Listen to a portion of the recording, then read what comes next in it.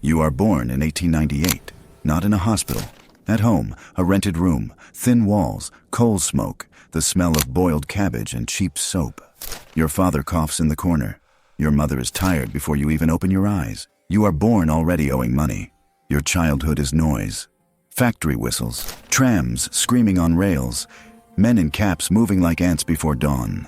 The city never sleeps. It just works itself to death. You learn early. Hands first, thoughts later. At 12, you carry crates. At 14, you lie about your age. At 16, you are already old. 1914. War. They tell you it will be quick. They always do. You put on a uniform that doesn't quite fit. Wool scratches your skin. Boots rub your heels raw. You learn new smells, mud, oil, fear. The world becomes narrow. Trench, rifle, orders shouted by men who don't know your name. You survive, many don't. That's your first mistake. Survival teaches hope. 1918 peace. The guns stop. The hunger doesn't.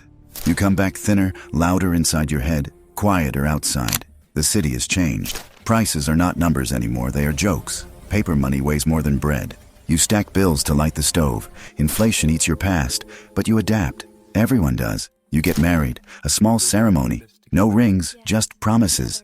You rent a better room. You get a job in an office, not glamorous, a desk, ledgers, ink-stained fingers. But it's clean. It feels like progress. The 1920s. They will later call them roaring. You only hear the grinding. Factories hum. Radios talk. Cars appear like metal insects. Credit is everywhere. Buy now, pay later. The future looks solid. You save, slowly, painfully. Coins in a tin box under the bed. You deny yourself meat. You skip drinks. You believe in tomorrow. You invest. A bank clerk smiles at you. He smells of pomade and confidence. He shows you charts, lines going up, always up.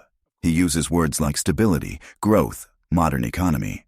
You don't understand them, but you understand his tone. Everyone is doing it. If you don't, you're a fool. You sign. For the first time in your life, money works while you sleep. 1929. It starts as a rumor. A whisper in cafes, a line in a newspaper corner. Prices wobble, then fall, then disappear. Men run. Phones ring without stopping. Banks close their doors. You go to your bank. There is a line, long, silent, faces like stone. Someone vomits on the sidewalk. Someone prays. Someone shouts. The doors never open. Your money is gone. Not stolen, not lost, simply erased. You go home and stare at the wall. Your wife asks questions. You have no answers. That night you don't sleep. You listen to the city breathing. It sounds sick. 1930. You are still respectable. For now, you sell the radio, then the watch, then the coat with the good lining. Each sale feels temporary, just until things recover. They won't. Work dries up. Offices close. Factories slow. Men are laid off in groups, like bad teeth pulled without anesthesia. One day it's your turn, a handshake, a sorry look, a final paycheck worth less than last month. You are unemployed. You wake up early anyway. Habit, shame. You read job listings, hundreds of men for one position. You lie about skills, about experience, about confidence. You stop shaving. Bread lines appear. At first you walk past them. You are not like those people. Then one morning your stomach decides otherwise. You stand in line, eyes down, hat pulled low. Soup tastes like metal and salvation. Your wife takes in laundry. Her hands crack. She never complains. That hurts more than words. You miss a rent payment.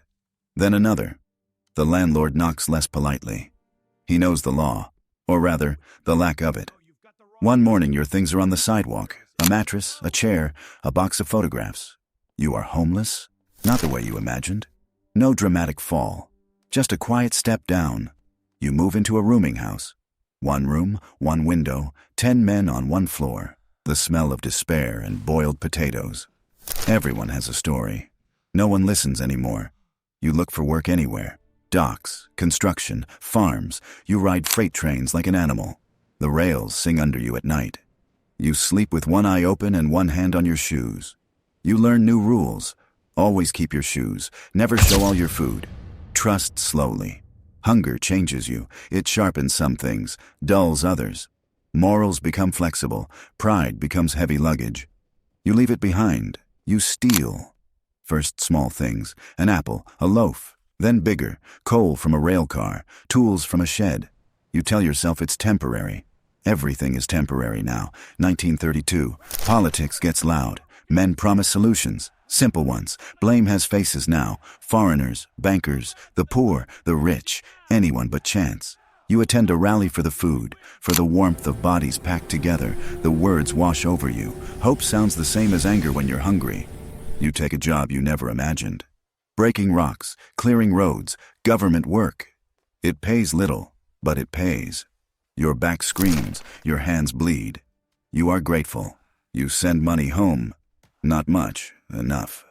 Your wife writes back. She still believes in you. That belief is heavier than hunger. Winter, cold like an enemy that knows your weaknesses. Newspapers for insulation, fires made from broken furniture. Men freeze quietly in alleys. In the morning, someone covers them with a coat and keeps walking. You stop dreaming. Dreams cost energy.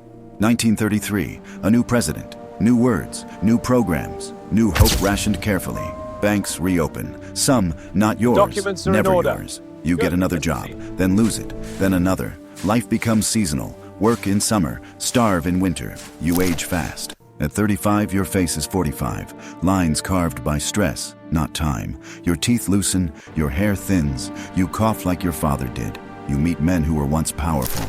A former factory owner shares a cigarette with you behind a soup kitchen. A banker sweeps streets for a meal ticket. Titles mean nothing now, only calories. You hear about men who jump, from buildings, from bridges, from expectations. You don't judge them. You understand. 1935. You go home. The city looks smaller, poorer, familiar and hostile. Your wife is thinner, stronger. She hugs you like she's afraid you might disappear. You don't tell her everything. She doesn't ask. You move into a smaller place. One room again. Hard. Together this time. You survive. That's the victory. The decade grinds on. You never recover what you lost. No one does. You learn to distrust paper promises. You hide cash in walls. You buy food before anything else. When war comes again, later, you will be ready in a way younger men are not. You have already seen the system fail. You know what hunger sounds like at night. At the end of your life, there will be no monument, no apology, no reimbursement. Just this. You lived through the Great Depression.